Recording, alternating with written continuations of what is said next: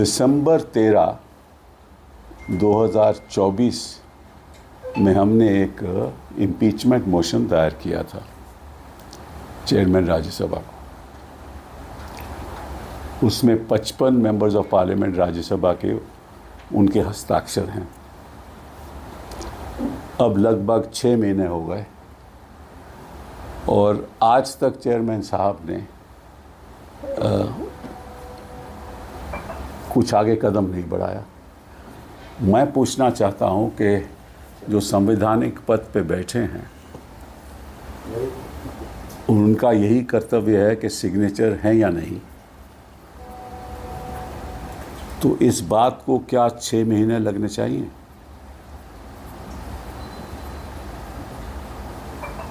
और एक और सवाल भी उठता है, क्या ये सरकार शेखर यादव की बचाई में लगी हुई है? ये बड़े दुख की बात है कि अगर संवैधानिक पद पे और ऐसे संवैधानिक पद पे जो मैं समझता हूँ कि प्रोटोकॉल में नंबर 2 है, अगर वही अपना संवैधानिक कर्तव्य निभाने में 6 महीने लगा दे तो सवाल तो उठेंगे ना। और एक चौंकानी बात और है कि आपको याद होगा कि जब शेखर यादव ने वीएचपी के कहने पे भाषण दिया हाई कोर्ट के प्रेमिसेस में,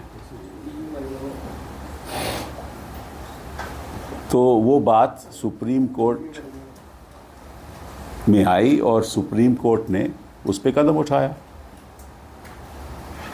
शेखर यादव को दिल्ली में बुलाया गया और उनसे पूछा गया कि ये आपने कैसे किया है।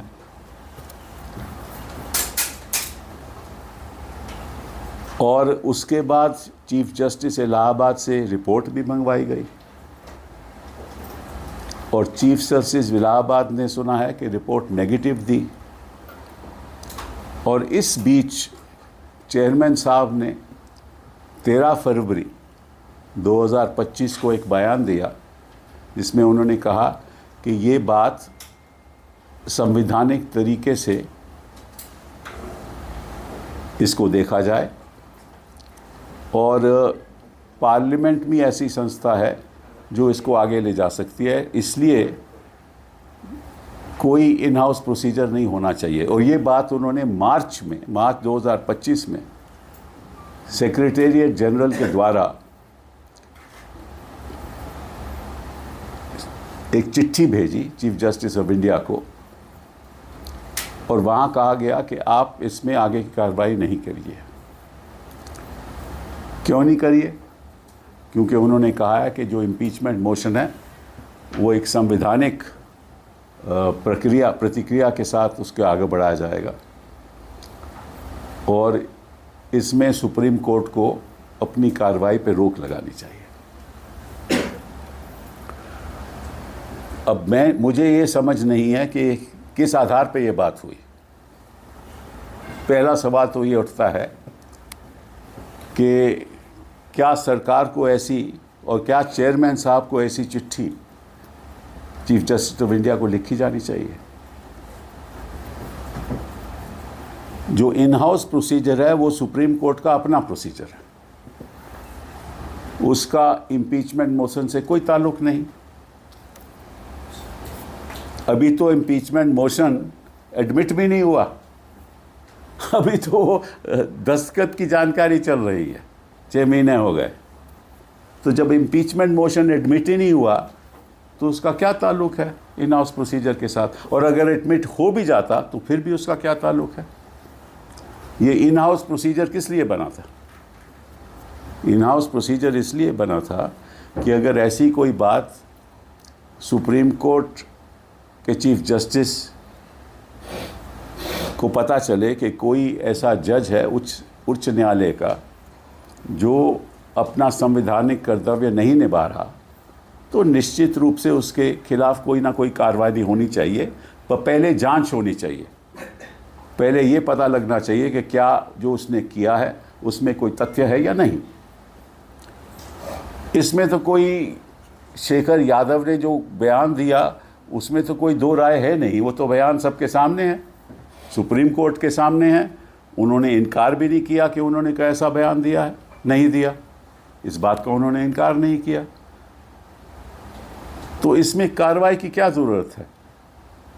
सुप्रीम कोर्ट को यही तय करना था कि या ये जो शेखर यादव जी ने ऐसा बयान दिया है जो हमारे हिसाब से टोटली कम्युनल बयान है, क्या उसको देना चाहिए या नहीं, और ऐसी पब्लिक स्टेटमेंट करनी चाहिए या नहीं, यही तय करना था। और तय करने के बाद क्या ऐसा जज अपने जज होते हुए अपने उस कुर्सी पे उसको बैठना चाहिए या नहीं, यही तय करना था ना। और इम्पीचमेंट मोशन अगर एडमिट होता है तो निश्चित रूप से वो कार्रवाई अलग है, वो तो संवैधानिक कार्रवाई है, उसका कोई ताल्लुक नहीं इन हाउस प्रोसीजर के साथ। और अगर इन हाउस प्रोसीजर सरकार को पसंद नहीं है तो फिर उसकी भी एक अलग तरीका है उसको रद्द करने का। और सबसे चौंकाने बात यह है कि चेयरमैन साहब ने ये कहा कि ये जो इन हाउस प्रोसीजर की बात है ये हमें पब्लिक डोमेन से पता चली, ये भी उन्होंने कहा। तो अगर पब्लिक डोमेन से पता चली और आपने चिट्ठी लिख दी तो फिर हम सवाल ये उठाते हैं कि जो पब्लिक डोमेन में यशवंत वर्मा के खिलाफ इन हाउस इंक्वायरी हो रही थी, आपने चिट्ठी क्यों नहीं लिखी?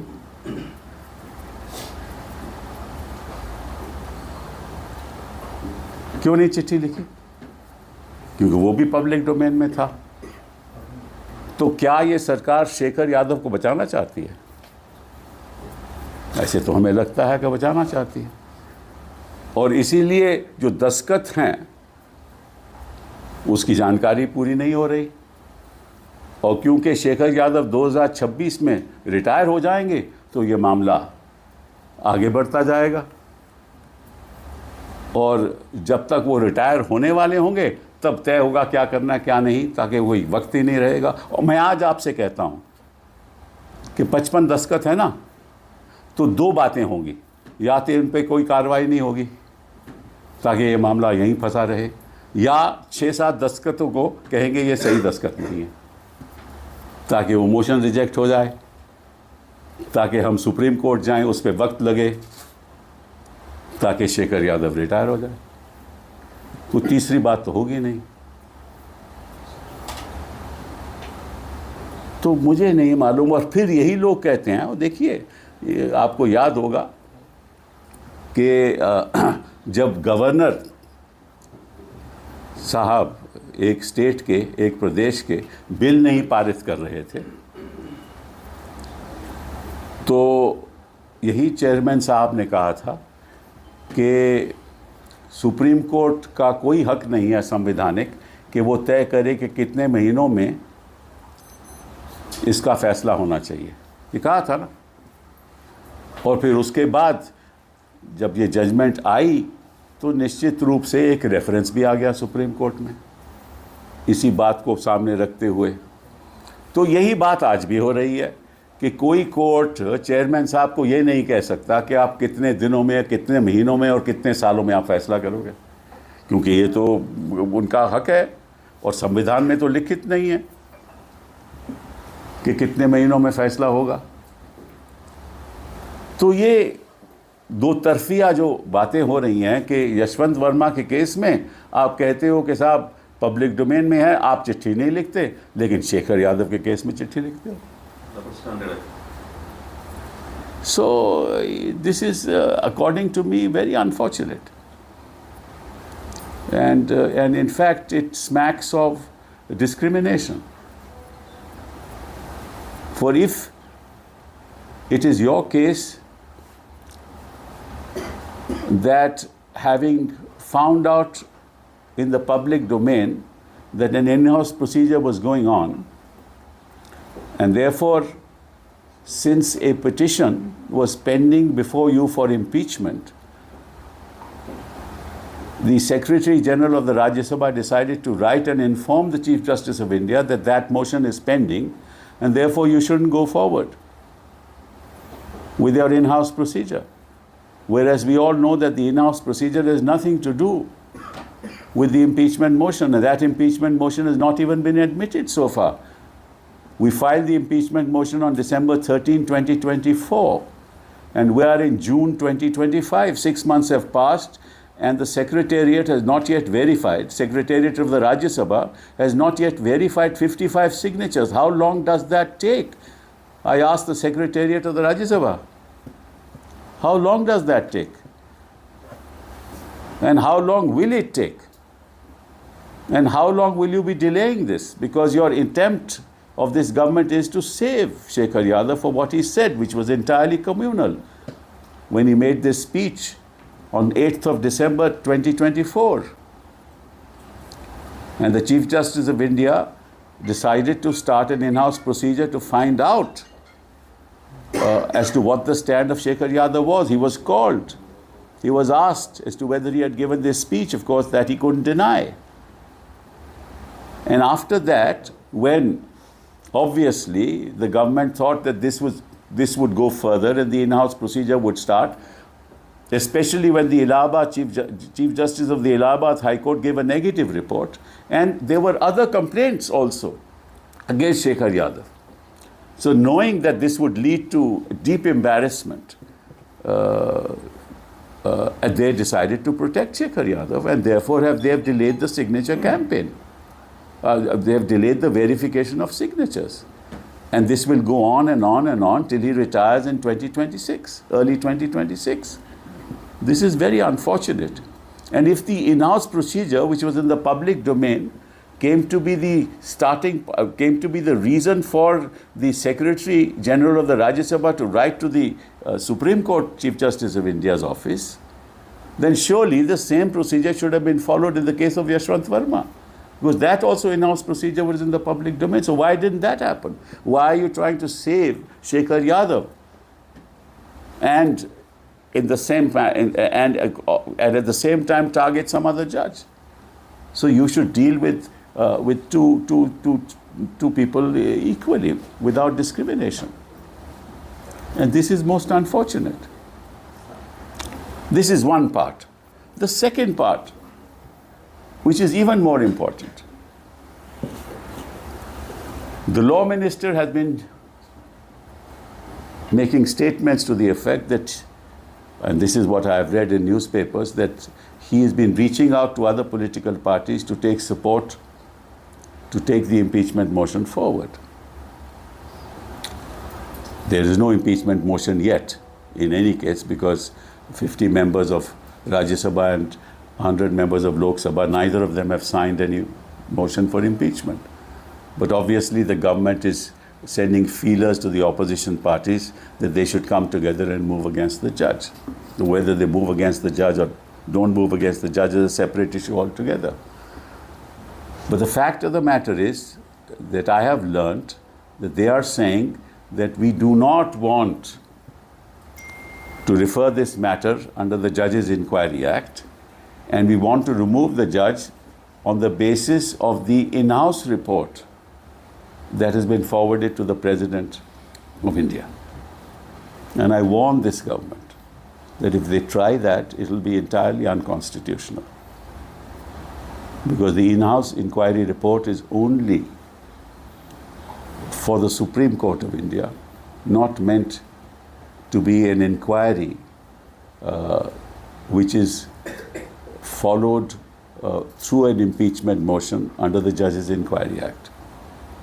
तो कहने का मतलब ये है कि रिजिजू साहब ने प्रयास कर रहे हैं विपक्षी दलों के साथ कि इकट्ठा होकर ये तय करना चाहिए कि इस जज को रिमूव करें, यशवंत वर्मा को रिमूव करें। रिमूव करेंगे या नहीं करेंगे, अभी तब तो कोई इम्पीचमेंट मोशन है ही नहीं। ना 50 मेंबर ऑफ पार्लियामेंट ने राज्यसभा में हस्ताक्षर किए हैं, ना 100 मेंबर पार्लियामेंट लोकसभा में हस्ताक्षर किए हैं। तो इम्पीचमेंट मोशन तो कोई सामने है नहीं। लेकिन हमें ये जानकारी है कि उन्होंने कई वकीलों से भी बात की है कि हम चाहते हैं कि ये जो इन हाउस रिपोर्ट है, इसके आधार पे हम जज को रिमूव कर दें। मुझे नहीं मालूम कि वकीलों ने क्या उनको राय दी है, ये तो मैं जानता नहीं हूँ, लेकिन अगर ये ऐसा करेंगे तो निश्चित रूप से हम विरोध करेंगे। ये पूरा असंवैधानिक है और हम ये चेतावनी देते हैं इस सरकार को, अगर ऐसा करेंगे तो पूरा असंवैधानिक होगा और हम इस पे फिर जो भी करना होगा करेंगे, क्योंकि हम सोचते हैं कि ऐसे अगर प्रेसिडेंट बन जाएं तो निश्चित रूप से जुडिशल इंडिपेंडेंस को भी बड़ा भारी खतरा है, क्योंकि कोई भी इन हाउस रिपोर्ट हो जाए और उसके बाद विदाउट अ जजेस इंक्वायरी एक्ट उसको इम्पीच किया जाए, तो ये मैं समझता हूँ कि एक इनडायरेक्ट वे है ऑफ कंट्रोलिंग द जुडिशरी। तो ये भारी जुडिशियल इंडिपेंडेंस के लिए बड़ी ख़तरनाक बात है। It's very dangerous to bypass the Judges Inquiry Act and start removing judges on the basis of some findings through an in-house procedure, which may be valid, may not be valid. That I don't know. But if such a procedure is followed, it will be extremely dangerous for upholding the independence of the judiciary, because it will be an indirect way of subverting the law and removing a judge on the basis of some in-house inquiry. So these are very, very serious issues which I wanted to, through you, convey to the people of this country. And जो जानकारी है वो जनता को पता लगनी चाहिए कि किस तरह से जो बड़े बड़े लोग बड़े बड़े पदों पे बैठे हैं वो अपना कर्तव्य ज़रा आहिस्ता से निभा रहे हैं, इतना ही कह सकता हूँ।